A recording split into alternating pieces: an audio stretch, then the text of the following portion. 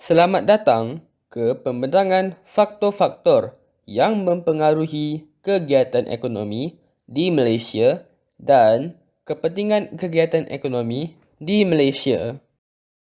Bagi subtopik yang pertama, terdapat dua faktor yang mempengaruhi kegiatan ekonomi di Malaysia, iaitu pertama, faktor fizikal dan yang kedua iaitu faktor manusia.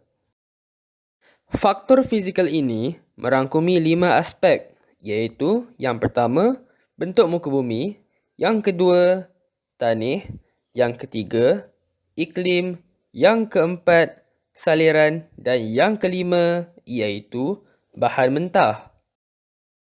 Aspek muka bumi merangkumi tanah pamah, tanah tinggi dan pinggir laut.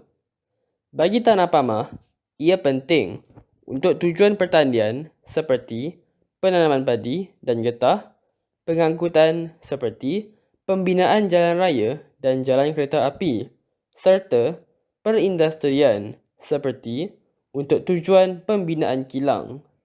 Manakala bagi tanah tinggi, ia digunakan untuk kegiatan pertanian seperti tanaman teh dan sayur-sayuran, serta pelancongan. Ini berbeza dengan kawasan pinggir laut kerana ia lebih kepada aktiviti perikanan, pelabuhan dan pelancongan. Bagi aspek tanah pula, terdapat beberapa jenis tanah yang telah dikenal pasti. Misalnya, tanah aluvium wujud di sawah padi, dataran Kedah dan tanah laterit digunakan untuk penanaman getah seperti di Segitiga Jengka, Pahang dan kelapa sawit di Seri Aman, Sarawak. Tanah seperti gambut sesuai ditanam nanas seperti di Rengit. Tanah pasir pula boleh ditanam gajus seperti di Pantai Kelantan dan Terengganu serta kelapa di Bagan Dato'. Akhir sekali, tanah beris boleh ditanam kenaf seperti di Pasir Putih. Faktor fizikal yang ketiga ialah beriklim khatulistiwa dengan suhu 27 darjah Celsius serta hujan tahunan sebanyak 2,600 mm yang menggalakkan penanaman getah, kelapa sawit dan koko. Manakala, bagi kawasan tanah tinggi pula, suhu adalah 18 darjah Celsius dan sesuai untuk penanaman bunga, buah-buahan dan sayur-sayuran hawa sederhana. Faktor fizikal saliran iaitu Malaysia mempunyai banyak saliran yang membolehkan aktiviti pertanian seperti penanaman padi di dataran Kedah Perlis dijalankan. Faktor kelima iaitu Malaysia mempunyai banyak bahan mentah yang boleh diperoleh daripada sumber mineral, hutan dan pertanian. Bahan mentah prima ini diproses untuk menghasilkan barangan sekunder. Misalnya, getah diproses untuk membuat sarung tangan. Faktor manusia pula merangkumi 6 aspek yang utama.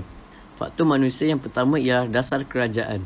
Dasar-dasar ini dilaksanakan melalui beberapa agensi kerajaan seperti RISDA, Felcra dan Felda.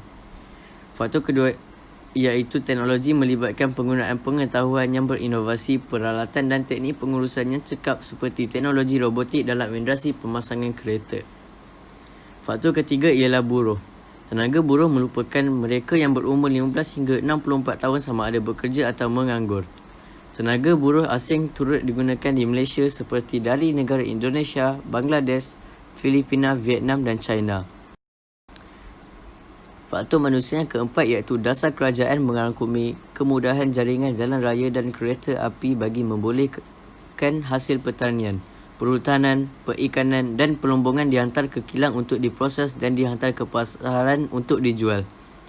Malahan sistem pengangkutan yang cekap penting dalam bidang pelancongan demi keselesaan pelancong. Faktor manusia yang kelima iaitu modal.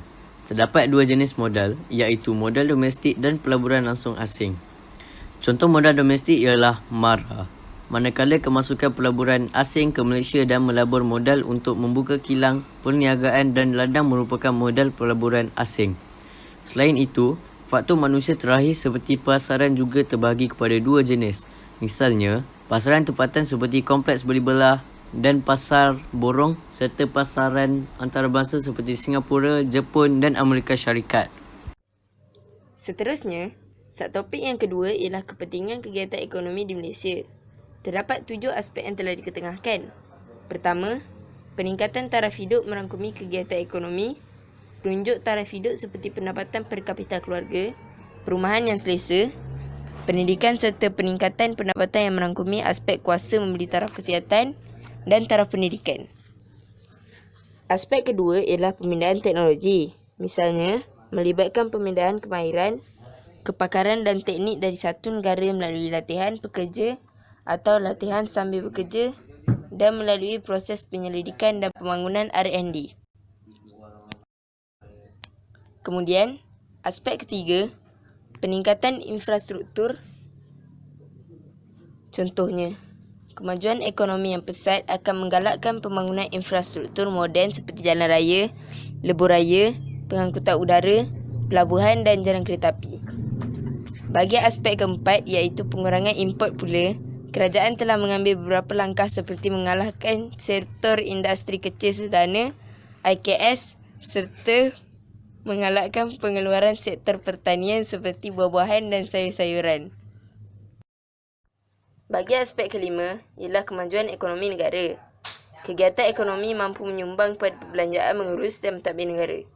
Manakala pendapatan negara diperoleh daripada cukai, hasil ekspor, kedatangan pelancong dan keuntungan aktiviti perniagaan.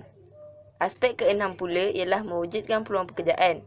Misalnya kerajaan menyediakan peluang pekerjaan untuk mengurangkan kadar pengangguran di Malaysia. Aspek terakhir ialah proses perbandaran ataupun urbanisasi. Contohnya, sektor perindustrian telah meningkatkan proses perbandaran seperti di Petaling Jaya, Shah Alam dan Bayan Lepas. Manakala sektor perkhidmatan pula mewujudkan Bandar Putrajaya dan Cyberjaya. Penanaman getah menggalakkan pertumbuhan Bandar Segamat, Labis, Setiawan dan Teluk Intan. Kesimpulannya, kegiatan ekonomi di Malaysia memberi banyak kesan yang positif terhadap pembangunan negara.